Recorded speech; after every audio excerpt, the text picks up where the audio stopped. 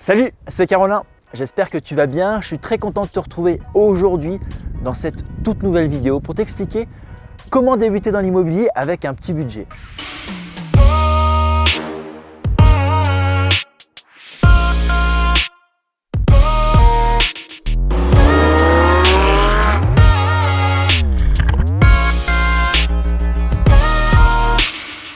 Tu dois te demander, mais pourquoi il me fait une vidéo sur l'immobilier ici en plein milieu des montagnes, perché à plus de 1000 mètres de haut? Reste connecté, je t'expliquerai ça à la fin. Donc moi j'ai commencé l'immobilier il y a 9 ans, donc j'ai fait beaucoup d'opérations, des opérations à plus du million d'euros comme des opérations avec un petit budget. Et il faut savoir que l'opération où j'ai dégagé le plus de rentabilité, donc une rentabilité à plus de 100%, c'était une opération qui se trouvait sur Antibes. J'avais acheté un 60 mètres carrés, 90 000 euros, donc un budget tout à fait accessible, un petit budget. J'ai divisé cet appartement en deux. J'ai créé un 2 pièces de 30 mètres carrés et un grand studio de 30 mètres carrés. L'opération m'est revenue à un prix total de 150 000 euros. Donc encore une fois, on va dire un budget assez accessible. J'ai revendu le 2 pièces 180 000 euros et le studio 150 000 euros. Donc un très beau bénéfice puisque j'ai réalisé un bénéfice de 180 000 euros avec un investissement global de 150 000 euros. D'ailleurs, je te montre tout de suite les images des appartements que j'ai créés.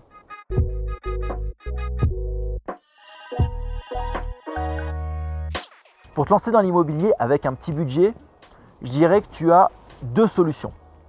Première solution, si tu as un profil d'investisseur un petit peu plus agressif, si tu souhaites vraiment passer les étapes plus rapidement, commence par faire de l'achat-revente.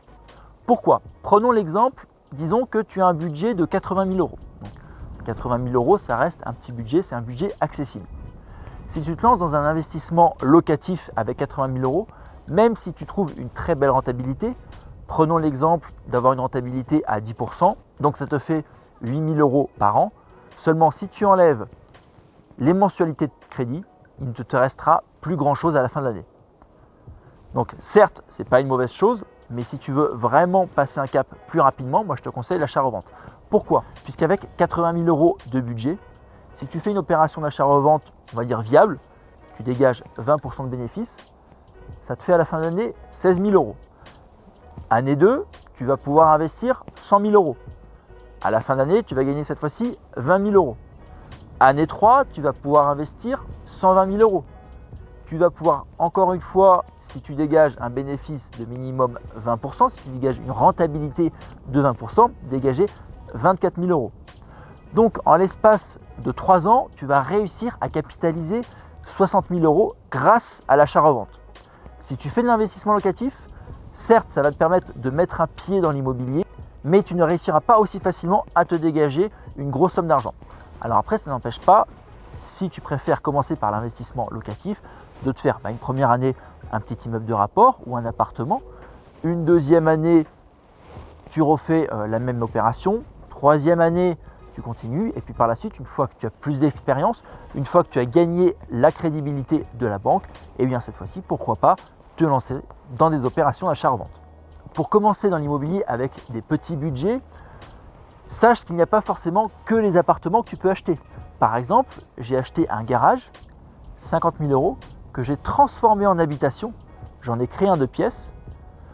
L'investissement total de ce projet m'est revenu à 100 000 euros et j'ai revendu cet appartement en 2 pièces par la suite, 190 000 euros. Tiens d'ailleurs, je te montre encore une fois les images du garage avant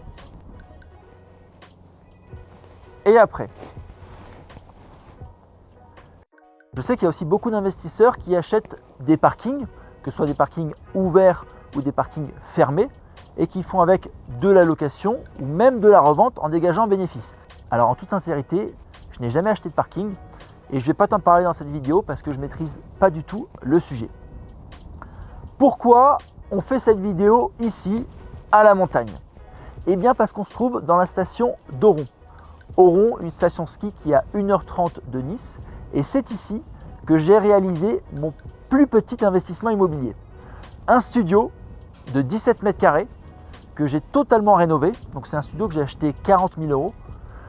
L'investissement total m'est revenu avec les frais de notaire et les travaux à 60 000 euros. Ça fait 3 ans que je l'ai durant ces 3 années, je l'ai loué en courte durée. Il m'a rapporté 10 000 € par an et je le revends, d'ailleurs je dois le signer cette semaine, pour 75 000 €. Donc un investissement qui au bout de 3 ans m'a rapporté 45 000 € alors que le bien total m'est revenu à 60 000 €. D'ailleurs, je t'emmène tout de suite faire une visite de ce studio. Salut à tous, aujourd'hui la visite de mon plus petit bien, donc un studio de 17 mètres carrés que j'utilisais pour faire de la location courte durée. Il va être vendu le mois prochain, donc je vous fais la visite aujourd'hui. Donc nous sommes dans la station de ski d'Oron. C'est une station qui est à 1h30 de Nice. Donc c'est un petit studio que j'utilisais pour faire de la location courte durée. Il fait 17 mètres carrés. On a ici une cuisine tout équipée, la pièce à vivre, l'accès au jardin,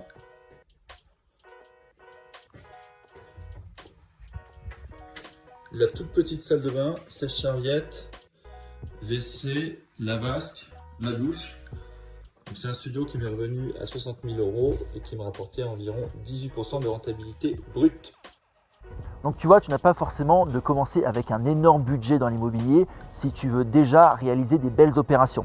Alors il faut savoir bien évidemment, plus tu auras un plus petit budget, plus tu vas devoir travailler sur le bien, plus tu vas devoir optimiser au maximum le bien. Il faudra bien que tu fasses tes comptes, il faudra bien que tu fasses tes travaux, il faudra bien que tu gères ton chantier. Si tu fais de l'investissement locatif, essaye pareil d'optimiser au maximum tes biens, même si c'est des immeubles de rapport, pense toujours comment faire pour gagner le maximum d'argent.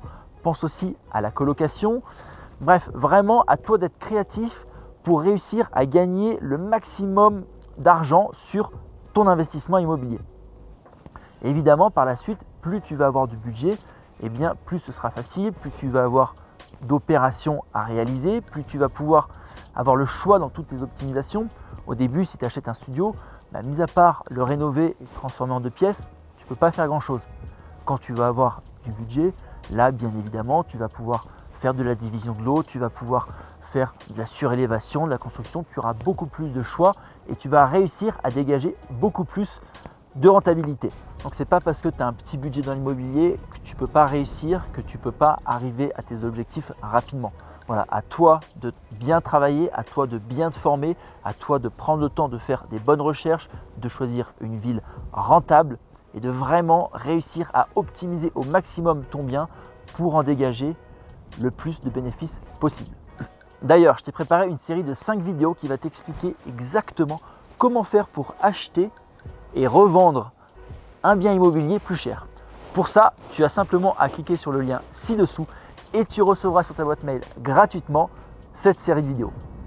En attendant, je te souhaite une excellente journée. Je te retrouve la semaine prochaine et je te fais profiter de la vue pour finir cette belle vidéo.